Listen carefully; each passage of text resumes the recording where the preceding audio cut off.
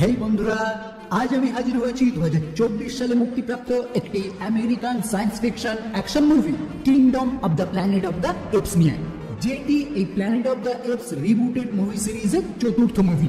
যার প্রথম তিনটি মুভি আমি অলরেডি এক্সপ্লেইন করে দিয়েছি। প্রায় যে সমস্ত মানুষ এখনো বেঁচে রয়েছে হয় তারা গোপনে চলে গেছে, আর বাকি অংশ ওই ভাইরাসে এফেক্টেড হয়ে কথা বলার ক্ষমতা হারিয়ে আদিম পর্যায়ে ফিরে গেছে।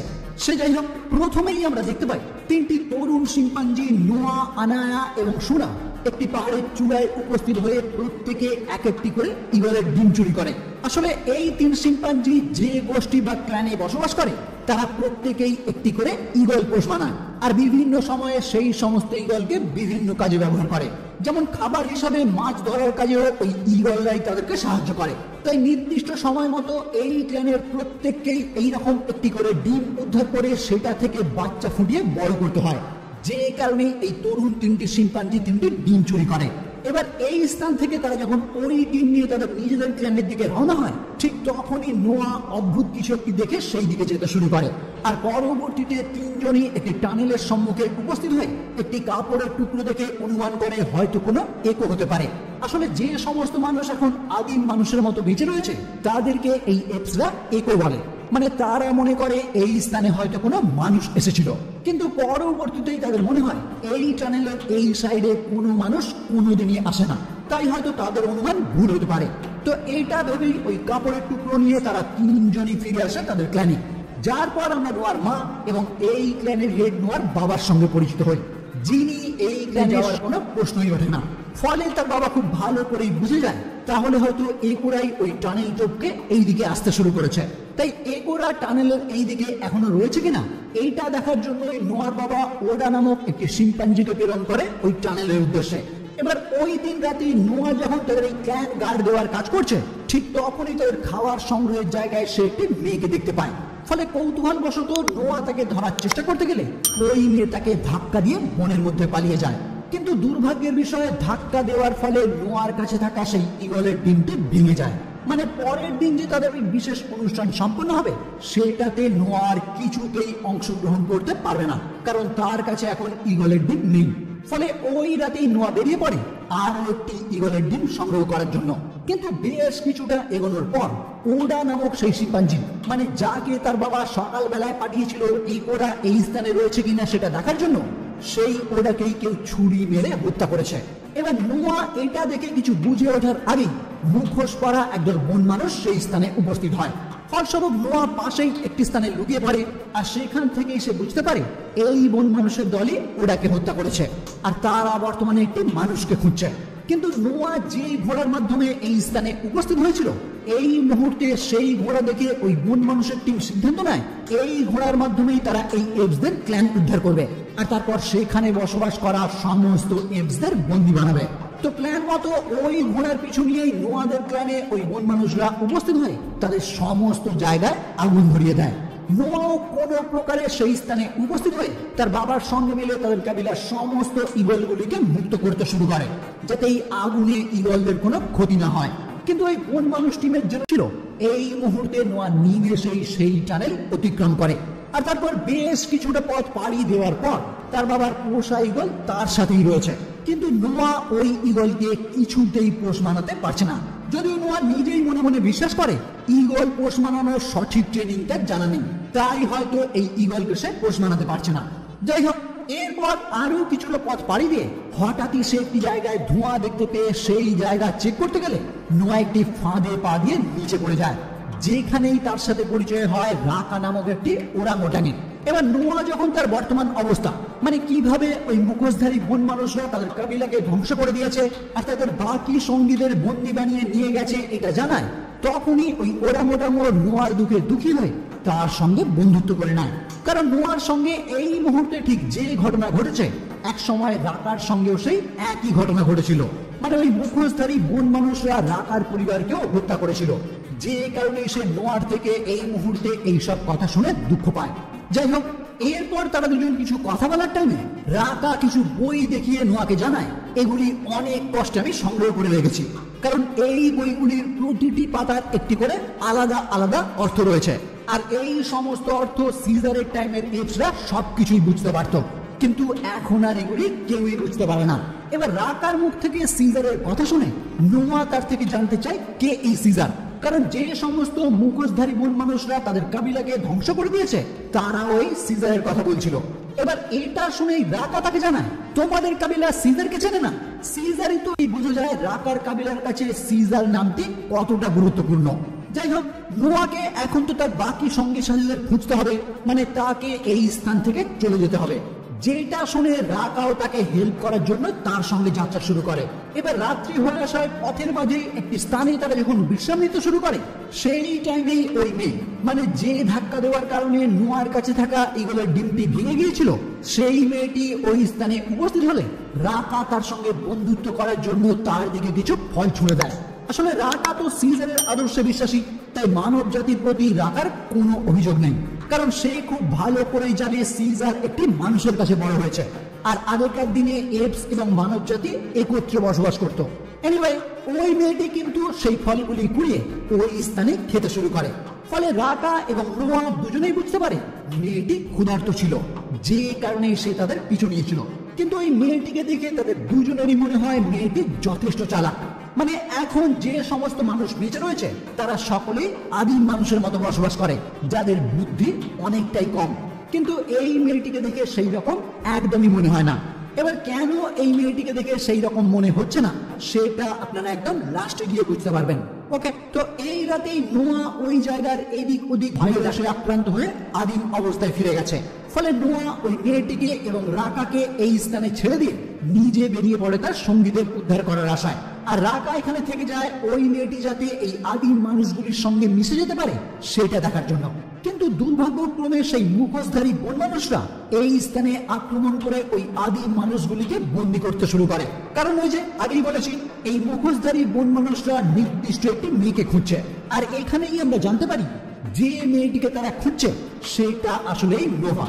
তো নোভা নিজেও এটা বুঝতে পারে তাদের হাত থেকে বাঁচার জন্য একটি ঝোপে প্রবেশ করে, কিন্তু এই মুখোশধারীরাও সেই জায়গাতেই তাকে তন্ন তন্ন করে খুঁজতে শুরু করে। এদিকে নোয়া তার নির্দিষ্ট লক্ষ্যে যাওয়ার টাইমে যখনই লক্ষ্য করে ওই সমস্ত মুখোশধারীরা সেই স্থানে আক্রমণ করেছে, তখন সেও ওই স্থানে ফিরে আসে রাকা এবং ওই মেয়েটিকে উদ্ধার করার জন্য। আর ঝোপে লুকিয়ে থাকা নোভা যখন দূর থেকে নোয়াকে দেখতে পায় তখন সে দ্বিতীয় আর কিছু না ভেবে নোয়ার নাম ধরেই চিৎকার করে বসে। ফলে নোয়া কোনো প্রকারে নোভাকে সেই স্থান থেকে উদ্ধার করে পালিয়ে যায়। আর পরবর্তীতে নোয়া রাকাকে যখন জানায় এই মেয়ে কথাও বলতে পারে, রাকা তখন তার থেকে এই কথা শুনে অনায়াসে তাকে জানায় তোমার হয়তো কোথাও ভুল হচ্ছে, এখনকার মানুষরা কথা বলতে পারে না। কিন্তু এই কথা শুনে ওই মেয়ে তাকে জানায় তার নাম মিন, যেটা শুনে রাকা সম্পূর্ণ হতবাক হয়ে যায়। আর এরপর ওই মেয়েই তাদেরকে জানায় সে জানে সঙ্গী সাথীদের খুঁজে বেড়াচ্ছে, যাদেরকে হয়তো ওই মুখোশধারী বন মানুষরাই বন্দি বানিয়েছে। মানে মেয়েও এখন ওই মুখোশধারী বন মানুষদের ডেরায় যেতে চায়, যাতে সে তার বাকি সঙ্গী সাথীদের উদ্ধার করতে পারে। ফলে পরদিন ওই মেয়ের কথা মতো তারা একটি নদীর পাড়ে উপস্থিত হয়ে একটি ব্রিজের মাধ্যমে ওই নদী অতিক্রম করার চেষ্টা করলে সেই মুখোশধারীরা আবারও তাদের উপর আক্রমণ করে বসে। আর দুর্ভাগ্যবশত এই স্থানেই মেয়েকে বাঁচাতে গিয়ে রাকা ওই নদীর জলে ভেসে যায়, যার পর ওই মুখোশধারীরা নোয়া এবং মেয়েকে বন্দী বানিয়ে সমুদ্র সৈকতে অবস্থিত তাদের একটি বিশাল ডেরায় নিয়ে আসে, যেখানেই আমরা পরিচিত হই এই মুখোশধারী বন মানুষদের লিডার প্রক্সিমাসের সঙ্গে, যে নিজে সিজারকে তার আইকন হিসেবে মনে করলেও তার মূল লক্ষ্য এই পৃথিবীতে নিজের আধিপত্য বিস্তার করা। মানে সে চায় যে সমস্ত অবশিষ্ট মানুষ রয়েছে তাদেরকে সম্পূর্ণ মিটিয়ে দিয়ে নিজে এই পৃথিবীর সর্বসর্বা হতে। কিন্তু প্রশ্ন হলো এই মেয়েটিকে তারা তাহলে এতদিন কেন খুঁজছিল, আর এই মুহূর্তে এই স্থানেই বা তাকে কেন ধরে আনলো? আসলে এই মুখোশধারী বন মানুষরা এই টাইমে যে স্থানে আছে সেখানেই মানব জাতির একটি গোপন সামরিক ভল্ট রয়েছে, আর প্রক্সিমাস বিশ্বাস করে ওই ভল্টের ভিতরে মানব জাতির এমন কিছু প্রযুক্তি রয়েছে যার মাধ্যমে সে খুব সহজেই এই পুরো পৃথিবীতে রাজত্ব করতে পারবে। তাই প্রক্সিমাস চায় ওই ভল্ট যে কোনো উপায়ে ওপেন করতে, কিন্তু বহু চেষ্টার পরেও ওই ভল্ট সে ওপেন করতে ব্যর্থ হয়। আর পরবর্তীতে সে যখন এই মেয়ের কথা জানতে পারে মতো কথা বলতে পারে, তো এই টিভাথানের থেকেই মেয়ে জানতে পারে সে ওই প্রক্সিমাসকে মানব জগতের বিভিন্ন ইতিহাস সম্বন্ধে জ্ঞান প্রদান করে।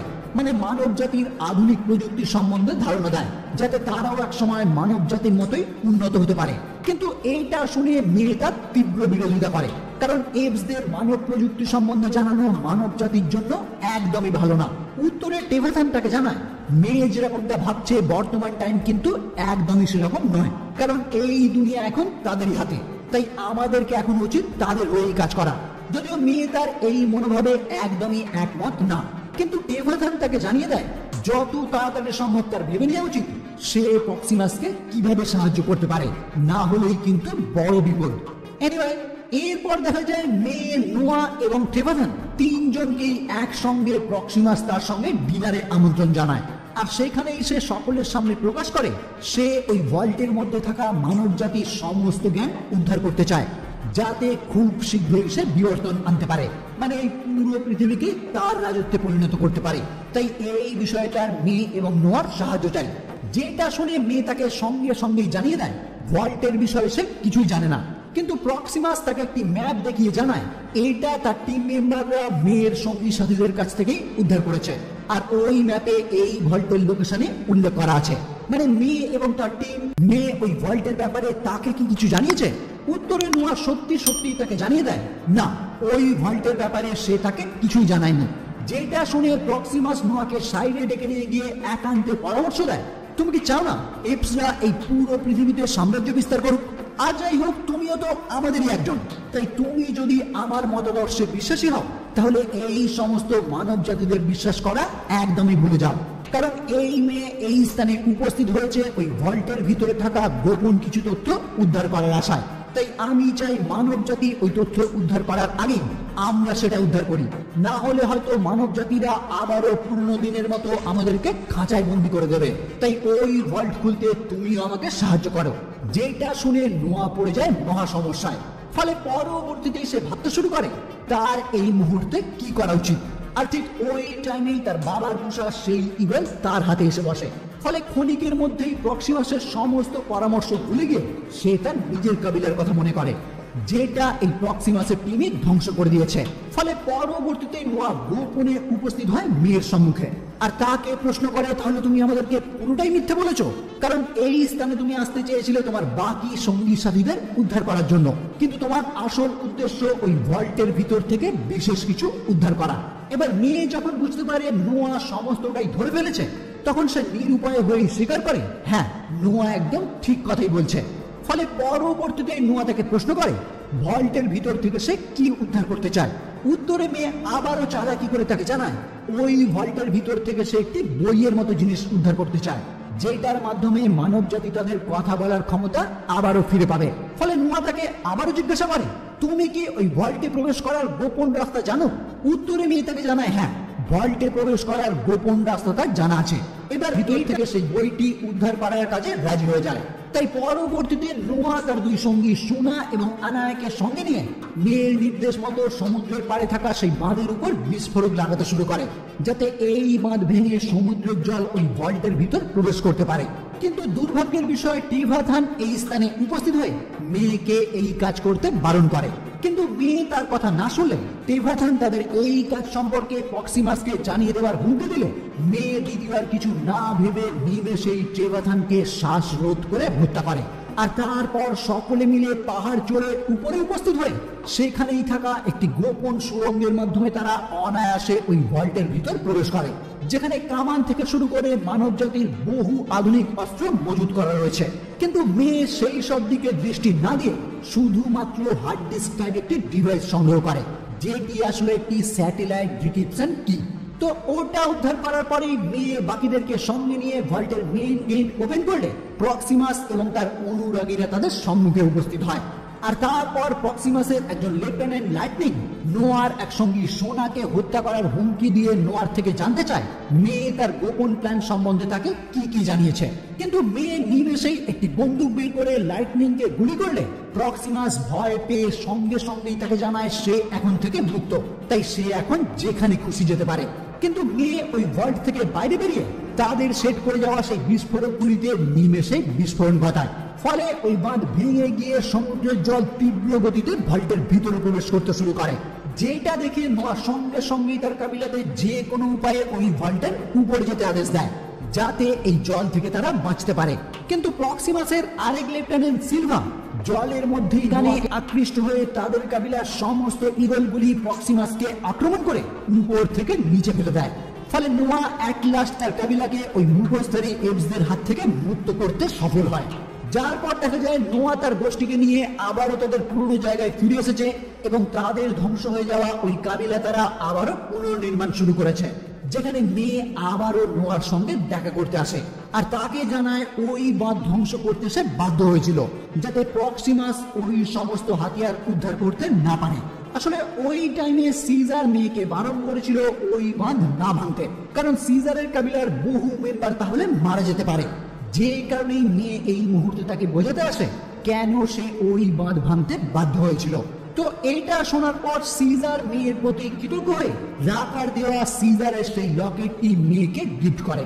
এর পরবর্তীতে দেখা যায় নোয়া তার এক সঙ্গী সোনাকে সঙ্গে নিয়ে উপস্থিত হয় সেই টেলিস্কোপের কাছে, যেটা নোয়া তার বাকি সঙ্গী সাথীদের খোঁজার টাইমে মাঝ রাস্তাতে দেখতে পেয়েছিল। মানে এরপর থেকে নোয়া এই টেলিস্কোপ সম্বন্ধে জানতে শুরু করবে। আর এই দিকে দেখা যায় মেয়ে একটি স্যাটেলাইট বেসের কাছে উপস্থিত হয়, তার উদ্ধার করা সেই স্যাটেলাইট ডিক্রিপশন কি কিছু মানুষদের হাতে হস্তান্তর করে। আর ওই ডিভাইসের মাধ্যমেই সেই বেশে উপস্থিত কিছু মানুষ তাদের কিছু স্যাটেলাইটকে পুনরায় সক্রিয় করে বিশ্বব্যাপী অন্যান্য মানুষদের সাথে সফলভাবে যোগাযোগ করার জন্য